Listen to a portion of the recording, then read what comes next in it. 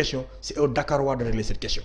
Dakarois yi bés bu ñu seetaanee Macky Sall fooyee leen ñoom ci sur cette question là ma xam ne ñoom la jàpp na seen maire bàyyi na ko léegi ma ngay tas maire yi ba ak nangam il faut qu'on règle cette question là maintenant man lépp lu Macky Sall di teg comme ay plan wala ay stratégie pour mun a toog. pour troisième mandat am moom la. mais troisième mandat moom du ko am.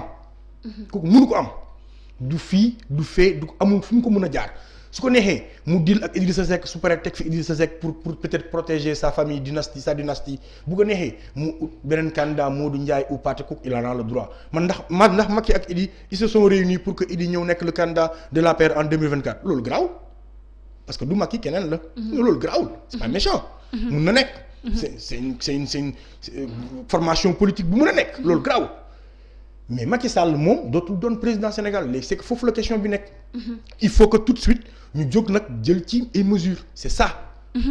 ñu jeexalee ak seen combat bi ngeen entreprendre au niveau de Y'en a marre yow nga fës si trop par rapport ak libération ki nga xam ne mooy Assane Diouf ñu tegoon ko loxo depuis mois de juin muy xaar jugement ba tey moom na li ñu ko tegoon loxo mooy wàllum inciter à la violence offense au chef de l'État ak it ay chef de culte. yéen wu tax ngeen choisir porter le combat de Assane Diouf aussi. non il faut comprendre que Assane Diouf nous pensons que. li mu def muy saaga. amul kenn ku ci ànd. voilà. saaga. là il faut être clair. kenn bëgg ko. kenn àndu ci. peut-être que c'est sa méthode. mais ñi nga xam ne jege nañ ko. ay jege ñaale ñi ngi leen di ñaan ñu waxtaan ak moom ba mu bàyyi saaga yi parce que li muy wax amal na njëriñ Sénégal. boo ko xoolee au fond. mais xëy na saaga yi dina ko indil ay manquement ak ay gilaawaale ci ginnaaw. moo tax ñun loolu dàmbale dama ne cautionné wuñu saagaam. ànduñu ci saagaam mais est-ce que dafa saaga rek moo tax injustice day tegu ci kawam ñu nangu ko non Assane Diouf waruñ koo téye di ko yóbbu instruction flagrant délit la war a yem mais dafa saaga am nga tous les éléments ku toog saaga ci internet bi nëbbatuwul di éléments yaa ngi noonu instruction kay mooy lu war a am enquête ci ginnaaw xool nu mu demee naka laa ku ca bokk ku ca bokkul. même forme de détention bi sax. mais moom laa lay wax mais ils ont violé ces lois ces droits du début à la fin. tëj ko yóbbu ko instruction c'est pour le foutre au ñuuf le plus longtemps possible. parce que loolu flagrant délit la ci ñetti fan waroon nañu statuer ci kaam. tëj nañ ko ou tëjuñ ko. maintenant nous demandons à ce que qu'on libère cet otage. Assane Diouf est considéré comme un otage aujourd'hui. Il attend son jugement. Le 14. Inch'Allah. On refusé nañ toute libération biñ doon ñaan liberté provisoire bi ñu doon ñaan yàggul dara ci décembre 24 ou 25 décembre je pense ñaan nañ ñu refusé ko. mais est-ce que mën nañoo refuser la Assane Diouf liberté provisoire moom dafa saaga ñu may liberté provisoire benn nit boo xam ne dafa def li nga xam ne. Bougazeli non boobu garaawul xaaral ma wax la Macky Sall dafa fàtte cité ci ay emplois yi mu créé. les insulteurs agréés de l'État. Ah bon? Macky il a créé un emploi qui s'appelle les insulteurs agréés. ay Souleymane Jules Diop ay Yakham Mbaye ay Moussa Cissé Lo ñoom dañuy taxaw di saaga sénégalais yi nii du leen fekk dara Moussa Cissé Lo au-delà de saaga sénégalais yi mais dafa saaga sax la reconstruction de notre république par rapport ak Sénégal ni mu amee woon un problème en son sein. muy dans le sud muy en Casamance. moom il a dafa insulté. tous les fils de la Casamance en les traitant de rebelles. mais saaga na sax Macky Sall moom Moussa Cissé Lo mais comme c'est un insulteur agréé par l'État dara du ko ci fekk Souleymane Jules Diop c'est lui qui a inventé le métier des insultes sur le net. on se rappelle bien. mais moom laa la wax il a été le premier insulteur de la République mais moom amuloon fit dafa daw làqatu ci Canada mais Assane moom fii la toog. mais il faut rappeler que Assane dañ ko rapatrier. mais Assane a ngi fii mi ngi fii la nekk di wax. même bu ñu ko rapatrier mi ngi fii di wax. comme ni ñeneen nekkee fii di wax. kon Macky ci création emploi yi loolu waroon na ko cee boole parce que loolu ci bilan am la bokk saagakat agréé par l'État yi nañ bàyyi jàmbur bi mu dem am na famille am na ay mbokk am na ba pare wérul. d'autant plus qu'il est malade. ba pare wérul. waaye Bougazeli bi sàcc suñu ay milliards ce fou là bi nga xamante ne moom ay blanchiment d'argent la doon def ay milliards et milliards nee na dafa feebar dara jotu ko. daara yow ki nga xam ne dafa feebar nag am nga ci loolu leen mais bàyyi jàmbur bi. moo tax le 14 il faut que sénégalais yëpp dem tribunal ñu jàppale Assane parce que Assane quand même. donte dafa doon saaga ànduñu ci. mais Sénégal lay xeexal. méthode bi muy xeexalee Sénégal nag moom la concerné. et c'est une méthode que ñu ngi ñaan mu changer ko. parce que pour mu gën a mën a nekk jàppale il faut mu changer sa méthode de faire. mais Sénégal lay xeexal. est-ce que yaakaar nga ni ce 14 pour Assane Diouf justice sénégalaise libéré ko. am naa ci yaakaar xanaa laa foog ëpp na nag yàgg na tamit aussi. léegi bu loolu am tuut la leen mooy seen prochaine. waaw mais loolu nag dinañ ci toog waxtaan. xool nu ñu ko defee parce que tamit ëpp lu ëpp tuuru. mais yëpp dafay wane ne démocratie bi day sooxe day wane ne Macky cuune la. day wane ne Macky dictateur la en fait. Macky est un dictateur. c'est un dictateur bu grave. c'est dommage ñu jeexalee ak seen actualité Y'en a marre gisoon neen semaine bee passée y a de cela 3 semaines si je me trompe pas ngeen amoon ndaje bu rëy boo xam ne rek. il y a 10 jours ay mouvement yu féetoo un peu partout en Afrique ñoo ñëwoon fii rek au niveau du Sénégal ngir rek mën a yaatal lépp rek loo xam ne ñeel na wàllum démocratie 3e mandat ak lépp rek loo xam ne ñeel na wàllum éveil citoyen yéen ngeen nekk mouvement par rapport à ce mode de lutte. Oui, c'est une organisation de l'Afrique yi moo organisé. Y'en a marre accueillir au Sénégal. Et amoon na solo lool. njàngat bi ñu fa def mooy thème bi c'était sur la démocrature. Et c'était hyper important pour que ñëpp xam ne que aujourd'hui cette Union africaine des peuples est en train de se faire. Il y a une formation des peuples qui est en train de se créer. Et c'est hyper important. Donc ce peuple sénégalais, ce peuple africain là bi réuni ñaari at yu ne. di waxtaan di xool yenn stratégie la ñuy def comment protéger les activistes comment protéger les artistes. naka la ñuy fexee kii lan moo baaxul ci suñu constitution yi lan loi yi 3e mandat yi sécurité la c'est toujours bon. c'est toujours dans la construction du panafricanisme c'est toujours dans cet espoir d'avoir une union africaine. et loolu lu am solo la. et je pense que bu Y'en a marre defee bilan sur cette question là peut-être dinañ ci gën a yaatal. wax ci lan moo fa sooxee woon. ak lan moo fa jukki. ci ay enseignements ak ci ay mbir yu bees yoo xamante ne dina yokk. mais jàpp naa ne daal waxtaan yu amoon solo trop la. débat yi amoon solo trop la tamit. yoo xamante ne nii mun nañu indi njëriñ. ci jiir yu gàtt bu ko suñu autorités yi àddoo ci li nga xamante ne moom mooy la volonté des peuples africains. surtout par rapport aussi ak li rek lépp rek loo xam ne ñeel na wàllum boole pays africains yi nga gis ne dañuy am sax problème de mobilité entre africains et ça mais aussi ça pose problème. il est plus facile de voyager en France que d'aller au Congo. Ouais. Donc c'est grave. loolu lu grave la parce que frontières yi parce que réalité yi parce que cherté billets yi. parce que y a plein de parce que donc Afrique. Le mal est profond. Et aujourd'hui, même si sur la question de monétaire, débat yi amoon na ci et tout. ñun africains yi en tant que les peuples lan lañ ci quelles sont nos attentes et comment nous comptons approcher parce que lu am solo la. quand nos présidents se réunissent ci benn instance bu tudd Union africaine. duñ fa waxtaanee dara. tëdd ci hôtel yi la ñuy def ak taxawaalu. mais au moins que les peuples ñoom. puissent se retrouver pour waxtaan. ñoom waxtaan sur les véritables questions qui intéressent les peuples africains et c'est ce qui s'est passé.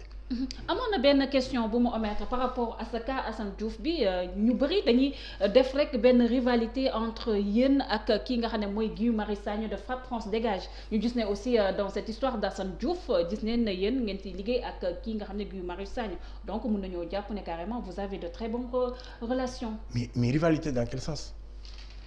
man yaa ma ko yëgal man yëguma benn rivalité. bon nit ki dañuy wax ne fu mu toll nii Y'en a marre yi dañoo embourgeoisé wu. léegi fu mu toll nii les gens de Frapp France Dégage en l'occurrence kii di Guy Marius Sagna moom la ñuy gën a gis au front. mais non ça loolu waxu dof la. voilà loolu c'est un débat pour entretenir ay trucs pour mettre ay détails. Guy on a aucun problème ñun Y'en a marre on a aucun problème avec aucune autre structure au Sénégal. amul ñun benn problème lañ am muy Macky Sall. voilà ak jafe-jafe réew mi. Guy Frapp c'est un mouvement que nous respectons c'est un mouvement qui fait des choses. bokkuñu ligne directrice. voilà bokkuñu ligne directrice ñun dañu am nu ñuy doxee ñoom ñu am nu ñuy doxee. mais sur des questions qui intéressent les Sénégalais on se retrouve ensemble. et c'est de bon augure. il faut que ñun débat gis nga cette question là il faut que les Sénégalais arrêtent. d'essayer de nous mettre en mal avec des frères. voilà. Arrêtez de nous mettre en mal avec des gens, avec des frères. On n'a aucun problème avec qui que ce soit. Et lépp lu waay di def pour muy njëriñu Sénégal. voilà soo ko sumbee. ñu ñëw doolee ko ci. suñ ko sumbee woo nañ la nga ñëw dolleeku ci. On ne peut pas être ici nekk yàlla di buur di bomi di def lu ne. Y'en a marre ne peut pas mener tous les combats. Y'en a marre ne peut pas être devant ci tous les combats. D'autres Sénégalais ont d'autres formes de lutte, il faut leur accepter, il faut les encourager. Ñun au sein de Y'en a marre pour éviter que ñu indi une figure moo taxoon ba ñuy sos Y'en a marre ñu ne Fadel Barro. Bu la neexee bu ñu nee Y'en a marre nga ne Fadel Barro. Bu la neexee nga ne Aliou Sané. bu la neexee nga ne Fou Malade bu la neexee nga ne Simon wala nga ne Kilifeu bu la neexee nga ne Thiat su la neexee nga ne Taïga wala nga ne Khafor loolu on l'a réussi cette diversité de leaders chacun avec sa valeur ajoutée kon ñun mënuñoo nekk contre l'émergence ou même je dirais même pas l'émergence mais je dirais le fait que beaucoup d'autres mouvements se créent. La floraison. Non, plus que ça, que d'autres mouvements naissent et que d'autres leaders prennent leurs responsabilités. C'est le Sénégal qui gagne dans tout ça. Mais ça, arrêtez leen de nous essayer de nous mettre en mal. Nous, on n'a aucun problème avec aucun autre mouvement. Tous les mouvements sénégalais qui sont là et qui œuvrent pour intérêt Sénégal, on est des camarades. On est des camarades. Beaucoup nous pratique ou bokk nañ façon bu ñuy doxee sur des questions de l'heure qui intéressent les Sénégalais on sera ensemble à un moment donné on va tous prendre la même tangente ñu daje mais nag ku ne ak sa ligne directrice ne Y'en a marre di doxee FRAPP doxewu ko nous respectons la ligne directrice de FRAPP et je pense et sincèrement je le pense que ñoom aussi ils respectent notre ligne directrice man de awma problème ak kenn te gisuma fu waa Y'en a marre amee problème ak qui que ce soit ku am problème ak ñun loolu nag mënu ma ko gérer.